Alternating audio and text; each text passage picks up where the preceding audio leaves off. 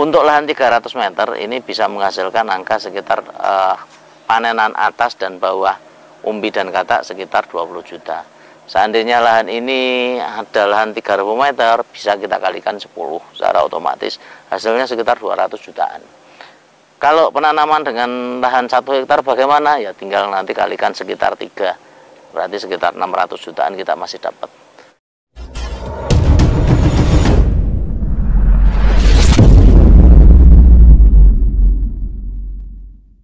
Assalamualaikum warahmatullahi wabarakatuh. Sedikit agak berbeda, kali ini kita ambil video dari dalam lahan. Lahan ini ialah lahan yang kita tanami dari umbi, isi 2, 3, 4. Nah, kebetulan lahan ini berada di samping rumah. Mungkin yang pernah ke sini bisa tahu. Terus yang kita bahas saat ini ialah keistimewaan atau potensi menanam dari bibit umbi. Nah, lahan ini tidak luas, lahan ini cuma 300 meter kurang lebihnya, dengan panjang gulutan ini sekitar 12 meter. Terus untuk gulutan ini kemarin kita bagi menjadi 13 gulutan. 13 gulutan. Untuk satu gulutan ini sekitar 78 batang. Dengan jarak tanam antara pohon satu dengan pohon yang lain yang memanjang ini kita bikin 50 cm. Untuk melebarnya ke sana itu sekitar 60 cm. Untuk tengahnya kita kasih satu, sehingga jumlah satu gulutan ini sekitar 78 batang. Total untuk tanaman kita ini sekitar 1000 batang. Nah, 1000 batang. Untuk kemarin bibit kita ambil ya sekitar 4 kintal ya. 4 kintal kalau dibikin harga sekitar 20.000 berarti sekitar 8 juta. 8 juta kita masukkan di sini. Nah, keistimewaan dari bibit umbi ini ialah bibit umbi itu untuk penanamannya, sebenarnya untuk penanaman bibit umbi itu paling gampang di antara bibit-bibit yang lain. Perawatannya paling gampang maksudnya. Kenapa? Karena begitu bibit kita masukkan, ya, untuk pertumbuhannya itu akan langsung besar ya, langsung besar. Untuk batangnya pun langsung akan menjadi besar. Terus untuk perawatan sangat minim sekali, karena untuk perawatan ini pertama kemarin untuk lahan kita begitu ada gulma itu kita bersihkan dulu dengan herbisida sistemik kemarin sama pratumbuh. Terus untuk perawatan berikutnya itu saya sudah mulai kuncup ya, itu kita sudah aplikasikan lagi untuk herbisida sistemik ya. Nah, yang kedua. Yang ketiga ini sengaja kita belum kita cabuti. Pada dasarnya untuk rumput, untuk gulma yang timbul itu sudah sangat minim sekali. Sudah minim sekali untuk lahan-lahan yang dari umbi. Nah, estimasi hasil yang kita targetkan nanti sebenarnya tidak muluk-muluk, karena untuk lahan ini lahan yang cukup sempit. Kita hitung nanti untuk target umbi nanti sekitar 2 kilo ya, 2 kilo untuk satu pohonnya. Dan ini untuk target nanti kita harapkan untuk 1000 batang ini menghasilkan 2 ton. Nah, 2 ton. Nah, itu estimasi hasil. Berarti untuk hasil nanti kemungkinan selisihnya sedikit ya. Kemungkinan selisihnya sedikit ya, kita targetkan nanti untuk minimal 2 kilo. Kalau seandainya itu lebih dari 2 kilo ya bonus.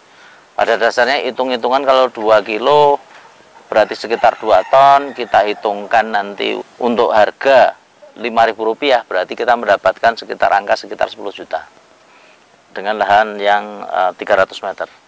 Ini ialah hasil yang didapat dari umbi ya, dari umbi.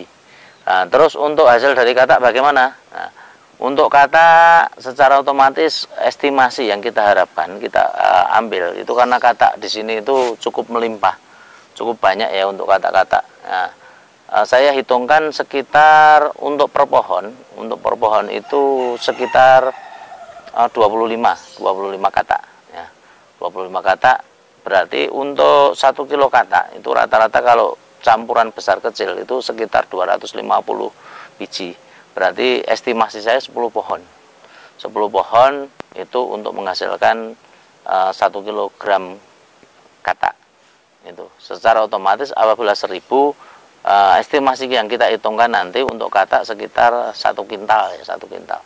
Nah, untuk katak sendiri untuk harga misalkan kita bikin harga 100.000 saja untuk katak di tahun 2022 ini, secara otomatis untuk hasil kataknya pun juga angkanya tidak jauh berbeda dengan umbi, sekitar 10 juta. Berarti potensi lahan ini dengan 300 meter kita masukkan 1000 bibit umbi, kita mempunyai potensi untuk menghasilkan angka sekitar 20 juta dari hasil umbi sama hasil katak. Untuk bibit kemarin 8 juta, untuk perawatan musa dan sebagainya, tenaga tak kira untuk angkanya sekitar 10 juta, kita masih dapat hasil ya sekitar 10 juta lah. Untuk lahan 300 meter ini bisa menghasilkan angka sekitar panenan atas dan bawah umbi dan katak sekitar 20 juta. Seandainya lahan ini ada lahan 30 meter, bisa kita kalikan 10, secara otomatis hasilnya sekitar 200 jutaan. Kalau penanaman dengan lahan 1 hektar bagaimana? Ya tinggal nanti kalikan sekitar 3, berarti sekitar 600 jutaan kita masih dapat. Nah, modalnya berapa? Ya sekitar hampir 50% dari yang dibutuhkan itu ialah modal. Ini kalau misalkan investasi nanti untuk 300 juta untuk 1 hektar, ya untuk hasil nanti masih 300 juta juga, lumayan luar biasa untuk pertanian. Ini keistimewaan dari bibit umbi ini ialah bibit yang mudah sekali dalam perawatannya ya. Ini baru tunas pertama ya, sebagian nanti akan muncul tunas 2 seperti ini. Nah, sebagian sudah muncul tunas kedua yang di sini.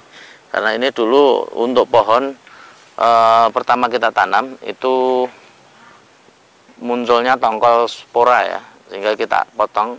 Nah, sebagian yang tidak muncul tunas spora itu kemungkinan sudah tunas kedua ya, tunas keduanya lumayan alhamdulillah. Nah, kenapa saya mengatakan tadi untuk potensi katak ya, karena yang kita tanam di sini untuk jumlah katak rata-rata hampir sekitar itu ya, sekitar 20 sampai ada yang 30, 45, ada yang 15 juga, tapi saya bikin rata-rata sekitar 25 biji lah. Supaya nanti kita ngitungnya gampang. Nah, ini potensi yang luar biasa untuk lahan-lahan yang kecil yang kalau kita kerjakan secara maksimal pun juga akan bisa menghasilkan. Nah, ini saya harapkan jangan lagi nanti ada pengangguran, pemuda-pemuda yang masih di rumah, yang tidak merantau, itu bingung cari pekerjaan. Tekuni yang namanya petani, tekuni yang namanya berbisnis untuk tanaman. Saya yakin apabila diolah dan dimaksimalkan, itu hasilnya pun juga akan luar biasa. Untuk katak ya, untuk katak mungkin bisa kita lihat nanti beberapa tanaman. Saya sengaja nanti otomatis akan keluar ya ke pinggir, karena saya di tengah ini agak sulit nanti untuk berdiri. Tadi juga masuknya sambil terobos ya. Yuk kita lihat yang katak-kataknya bagaimana. Ini salah satu pohon yang kita tanam, kita lihat tadi. Untuk kataknya mungkin ini ada pohon yang kecil ya. Ada yang kecil ini, untuk potensi kataknya kita lihat dari yang tepi, ujung 1, 2, 3, 4, 5, 6, 7. 7 kali 3 berarti sekitar 21. Nah, terus untuk yang tanaman yang lumayan besar, nah ini untuk potensi kataknya ada 1, 2, 3, 4, 5, 6, 7. Nah, 7 sekitar 7 sama 7 kali 3 21. Ini juga sama 1, 2, 3, 4, 5, 6, 7. Nah, 7 kali 3 sekitar 21. Nah, ini rata-rata hampir seperti itu ya untuk katak-katak yang ada di sini yang sudah lama-lama. Ada yang kataknya sangat banyak juga, ada yang kurang juga, yang sedikit. Nah, ini cuman ada 1, 2, 3, 4.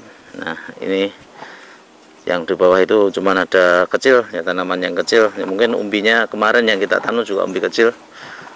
Ini sehingga potensi untuk katak itu sangat luar biasa. Ini ada yang banyak sekali, yang bisa mencapai berapa ini ya, 1 2 3 4 5 6 7 8 9 10 11 12 13 14 15 16 17, satu rantingnya 17 kali 3 rata-rata, karena nanti itu ya untuk katak-kataknya itu, makanya kita mungkin estimasikan untuk target katak nanti kita harapkan ya nanti sekitar 1 kintal untuk lahan yang tidak luas ya, yang di samping rumah.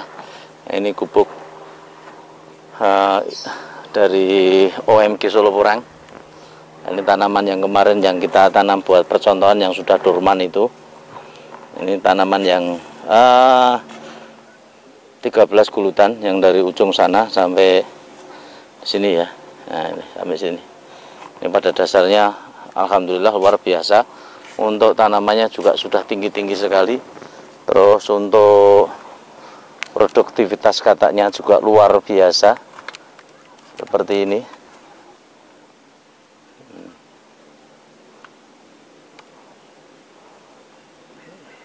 Ini yang paling menyenangkan.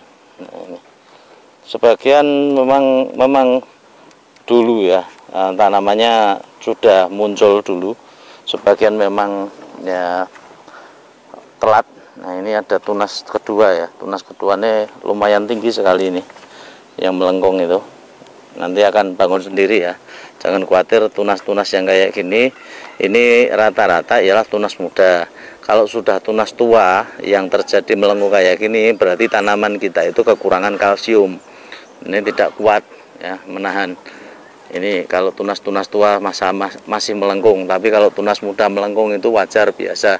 Itu yang di situ juga sama melengkung, yang di ujung sana.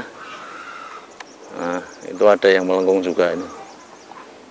Nah, itu tunas rata-rata tunas-tunas muda. Ini tunas-tunas muda, tunas-tunas kedua. Nah, otomatis apabila tunas pertama rata-rata sudah segitu, tunas kedua nanti kita harapkan nanti untuk hasil tunas keduanya pun untuk kataknya juga melimpah ya, yang kita harapkan.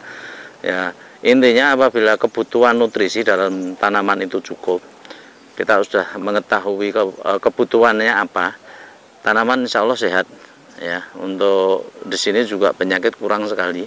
Untuk yang bercak daun juga tidak ada, hampir tidak ada. Terus untuk jamur yang dari batang, busuk batang, ini ada beberapa ya, tidak banyak lah, tidak banyak. Ini salah satu contohnya. Ini masih kita biarkan di situ. Nah, ini busuk batang di bawah. Nah, ini ambruk. Ini sayang sekali sebenarnya. Nah, ada beberapa yang terjadi seperti itu, yang posisinya di tengah-tengah mungkin juga sama. Yang intinya kalau terjadi demikian ini, untuk bawahnya kemarin langsung kita siram ya.